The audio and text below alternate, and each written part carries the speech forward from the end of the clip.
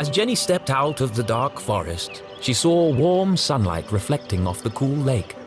And next to that, something even cooler. Keith Stroudsbury. Come on, Keith! Dance like you beat it! Not so much grinding.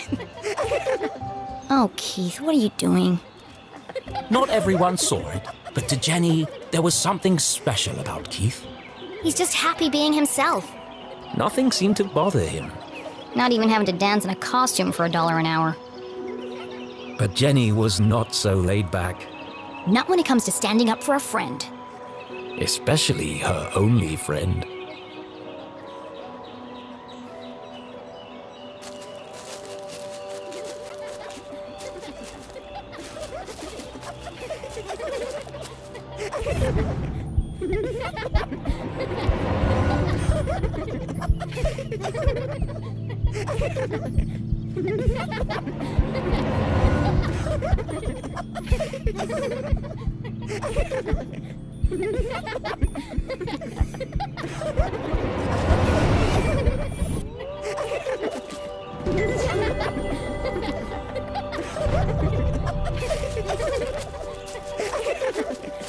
I think there's been enough dancing for one day, don't you?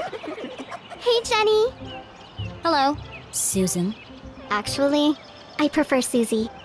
Busy laughing while others earn a living, Susan? Not everyone's got your dad's money, I guess. Jenny, hi! Tall and handsome, with intense, mysterious eyes.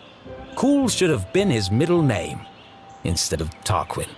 But Keith was so cool, he didn't even mind. Give me 1 minute. I'm just finishing my... Sure. Don't let me interrupt your work. My shift ends. In 15 minutes, I know. I'm early. I'm meeting a client over at the dock. Paid case. Could be big. Real big. Couldn't be as big as her head. Wow, that's really... Impressive? Maybe. All I care about is keeping this town crime-free. The only crime here is that haircut. Back in a minute, Keith. I'll have the usual. 6 sugars, a splash of milk, and a dash of cinnamon. You got it.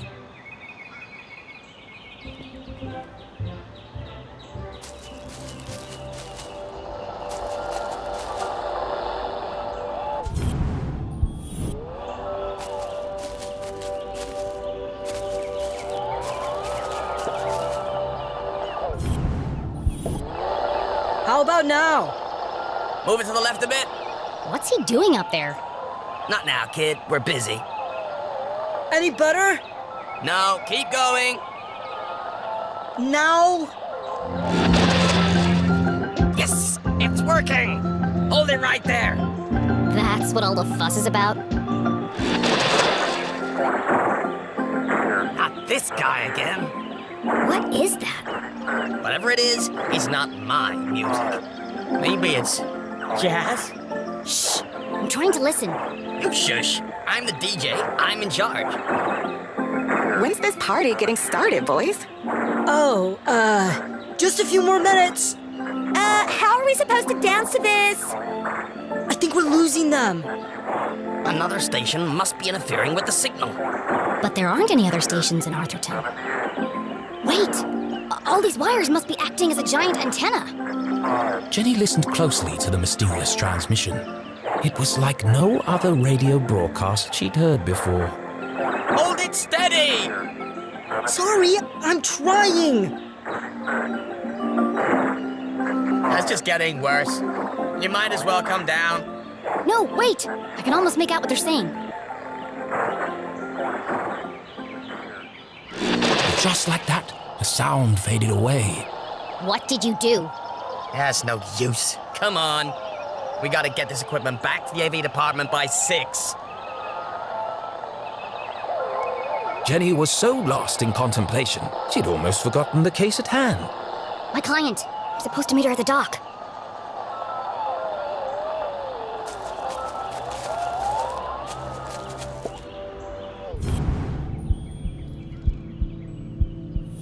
Danger. No swimming.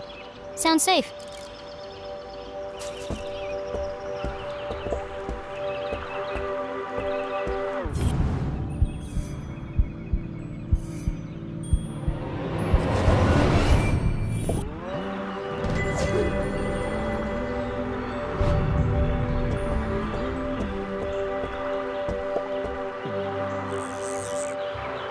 Aha! Got you this time, you slippery fella! Ah, shucks. Just another boot. Excuse me, Mr. Humdrum. Oh my! If it isn't little Jenny LeClue. What a glorious day, don't you think? As far as Jenny was concerned, small talk was like a second pair of underpants. Uncomfortable and completely unnecessary. But Mom always says, create a good rapport and they'll reveal everything to you. So she gave it a shot. How's the fishing? Oh, the fishing's great, but the catching is bad. All I'm getting are old boots and strange bits of metal. But just look out there, Jenny. She's got that wonderful afternoon glow. No one knew why the lake glowed at night, and few were brave enough to swim its murky waters. What lay beneath its depths was the stuff of myth and legend. Somewhere out there lies the giant red herring, or so they say. But no one's ever caught one. Sounds fishy to me. Well, if she's out there, I'll catch her. Someday. Great. Well, now that we have a good rapport, where can I find Mrs. Humdrum? Well, she's down there on the ridge. Oh, if you're headed down there, there's a knack to getting the ladder to work. First you shake it, then you kick it, and then you push it. Sounds unnecessarily complicated. I'll join you down there in a bit. Just have to sort my tackle out.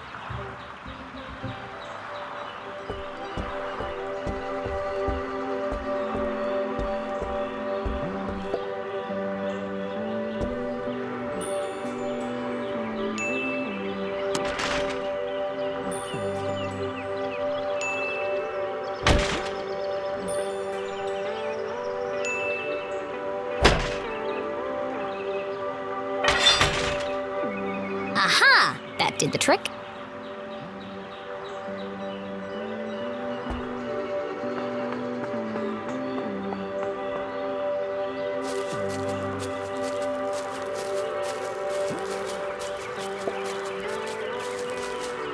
Mrs. Humdrum, I presume? Oh, hello! You? I'm the private detective you contacted. Jenny LeClue, at your service. I'm here to solve your case. Who is it, Dan? It's Jenny, dear, the LeClue girl. She doesn't see so well without her glasses. Oh, hello, Jenny. I'm afraid I don't see so well without my glasses. Nothing wrong with her hearing, though. What did she say? I said there's nothing wrong with your hearing, dear. Oh, no, thank you. I've already eaten.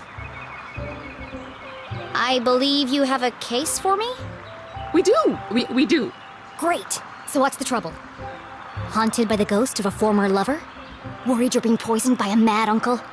Something so dark and gruesome I can't even begin to imagine the horror? Well, I've lost my reading glasses. Oh. And there it was, a real case. A confounding mystery to challenge Jenny's brilliant mind. I thought this was finally going to be a good one. What do you think, Jenny? Can you help? Sure, Mr. Humdrum. I'm gonna need to ask you a few questions.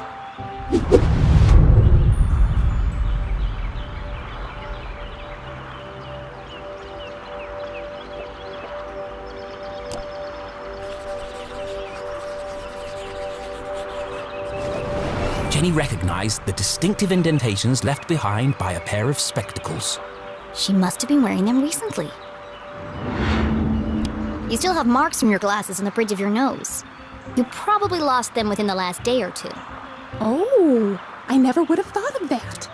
When do you last remember wearing them? I'm really not sure. Dan? You had them at your Tuesday book club. Oh, yes. We're reading 50 Shady Graves. I've never been interrogated before. This is such fun.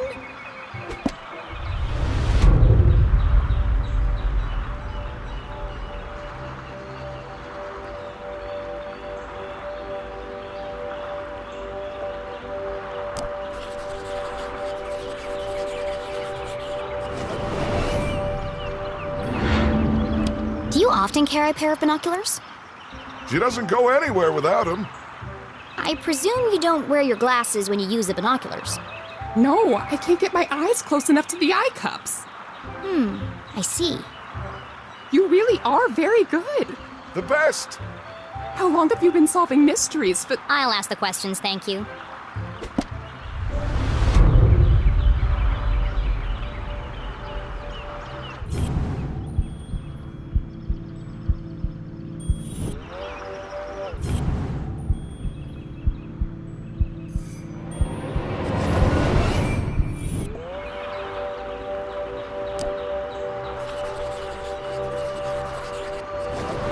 Jenny had often snuck through the hole in the fence at Grubman's to watch the races. She could understand why the dogs ran so hard. They were chasing the promise of food. What the adults were chasing was less relatable. I notice you're a gambler, Mrs. Humdrum. You've been at the Greyhound races. That was yesterday. We always go to Grubman's on Wednesday. Did you take your binoculars with you? Of course. Those little critters are so far away. I can't keep up without my binoculars. Interesting. What's next? Fingerprints? Oh, polygraph test? It's like you're reading my mind.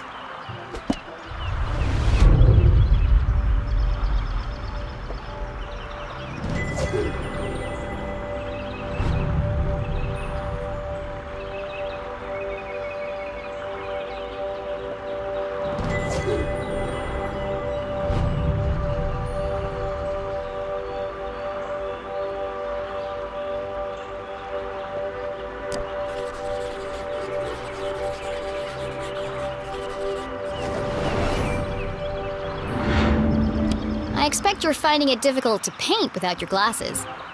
Oh no, I never wear them when I paint. I like to feel the canvas, to interpret the colors. She's an incredible painter. You should have her paint you. Thanks, but I don't mix business with pleasure.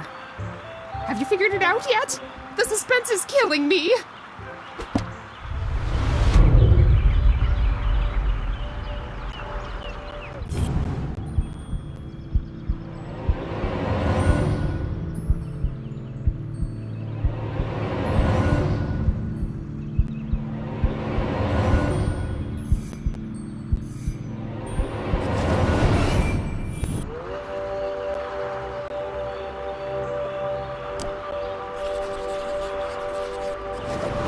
That's a large hole.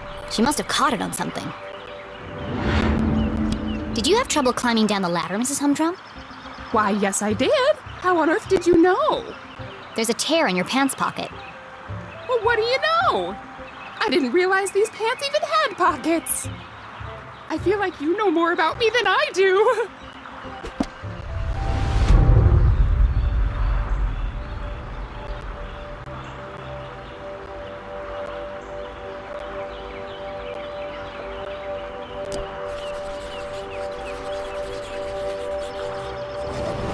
Looks freshly blow-dried. A professional job. Your hair looks lovely today, Mrs. Humdrum. Is that a new style? Thank you. I had it done yesterday. Dan didn't notice. They call it the Queen's Coif. Well, it's certainly big. And expensive. But I'm worth it, Dan. Who could put a price on that beautiful head of hair? You're not so bad yourself, hot stuff. Gross. You are so thorough. Any more questions? I think I have everything I need to wrap this one up. Where are Gail's glasses?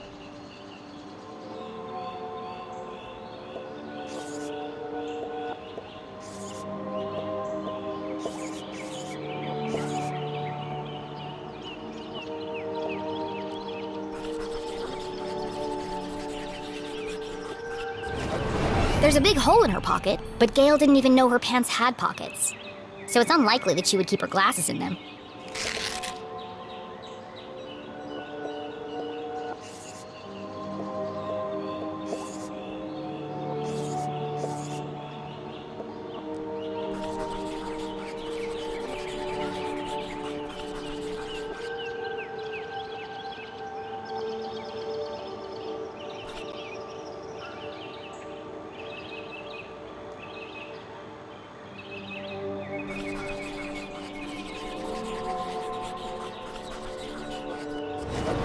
That's not right. Back to the drawing board.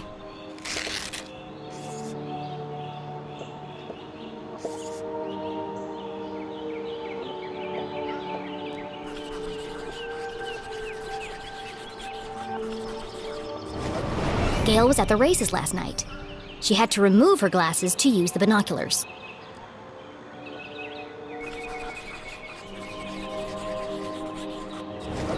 Gail also had her hair cut recently. It's fluffy and big and could easily hide a small object.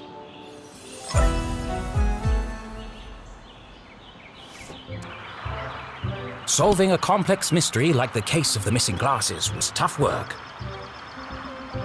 But now came the most satisfying part, delivering the dramatic denouement.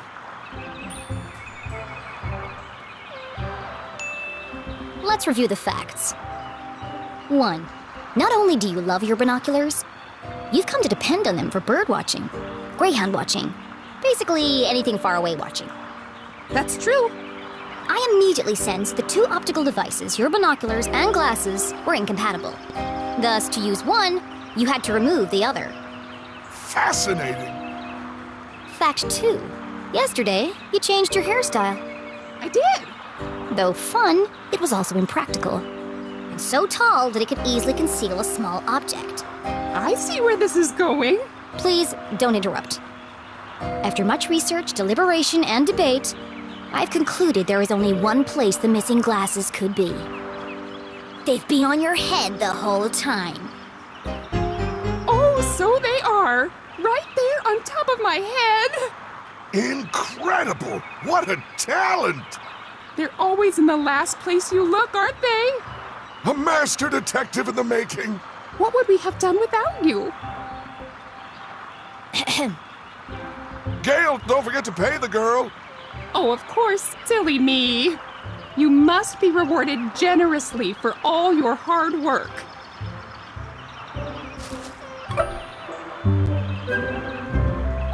Now don't spend it all in one place. Thanks. I'll do my best.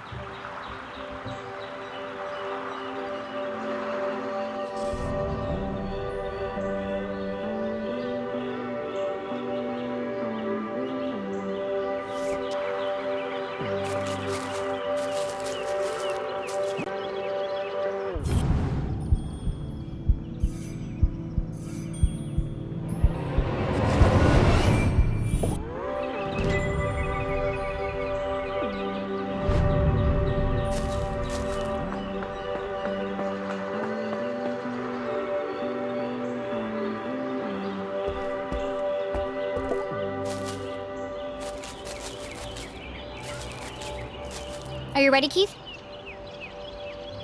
Wow, what an amazing detective.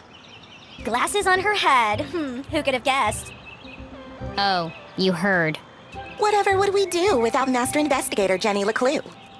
I thought it was pretty cool, Jenny. And a whole nickel! You must be so excited. Yeah, that's more than her mom makes in a month. Come on, guys. Let's all just... Hey, Jenny, my grandma called. She wants her sweater back. Oh, how wonderful it was to joke around with friends. I've had enough of this.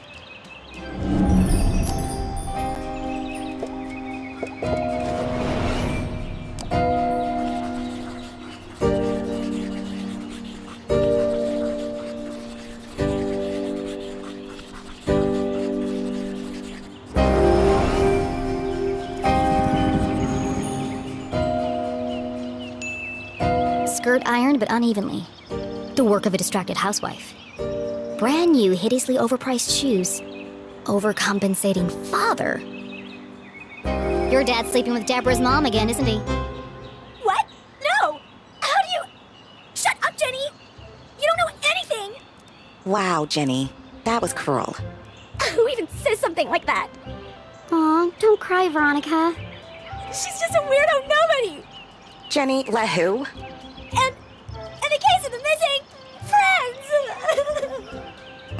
Yeah. Good one, Veronica. Come on, let's get you home. Are you coming, Susie? Thanks for the coffee, Keith. And the extra sugar. Of course. It's... Nothing special at all, and the same thing he does for everyone. Oh, okay. See you around, Keith.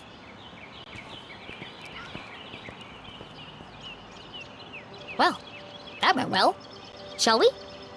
Yeah. I've got no customers now anyway.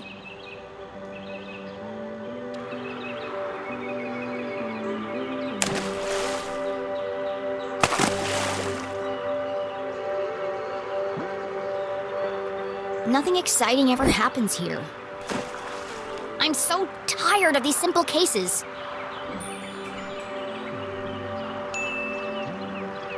Ugh. How am I supposed to become a real detective if there are no real crimes to solve? You help that old lady? Darn. Thanks, Keith. But it was stupid, and everyone knew it, including your girlfriend. She's not my... And you really mustn't let them treat you like that. You should stick up for yourself. They don't mean anything. Sometimes you just gotta speak up and say how you feel. Well, You can't just let people walk all over you, Keith. Okay.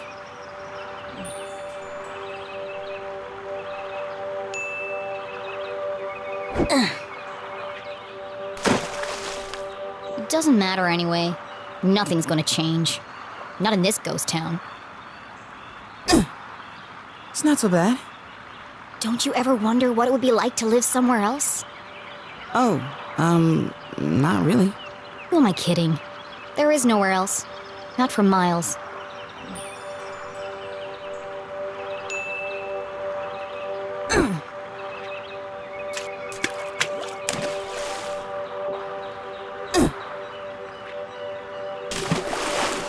Oh, shucks.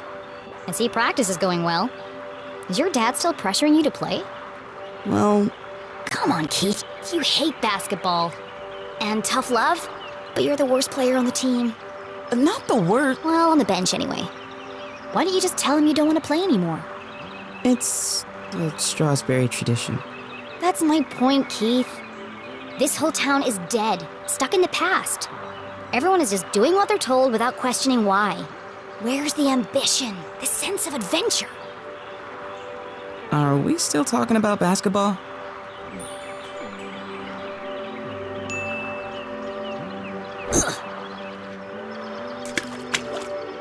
How's your mom? She seems distracted. Normally, she's so focused on her job. I mean, it's understandable. It's been almost a year since... And now she's planning to go away for the weekend, and she still won't tell me why. Yeah? She was definitely acting weird earlier. Maybe she's lonely? You know what? You're right. I am? She shouldn't be alone right now. Actually, your dad told me they were meeting in the library. We're going to need supplies. 2 of Mr. Bean's finest, please. To go, of course. Here is my payment in full. That's a nickel. Put the rest on my tab? Thanks for the pep talk, Keith. You always know what to say to make me feel better. Last stone. You want it? You take it. You need to practice. Here goes nothing.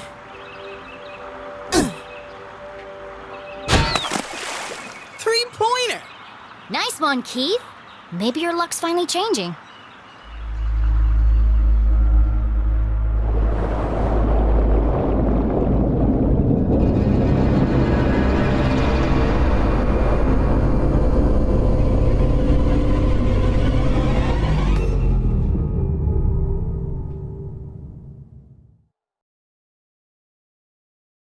Keith was an excellent listener. Or maybe he just didn't speak much. Either way, Jenny really enjoyed their little talks. He was the only person who really seemed to understand her. Jenny biked briskly towards the library back on campus to surprise her mother. Nothing exciting ever happens here, she grumbled, unaware of the great adventure that lay in store just around the corner.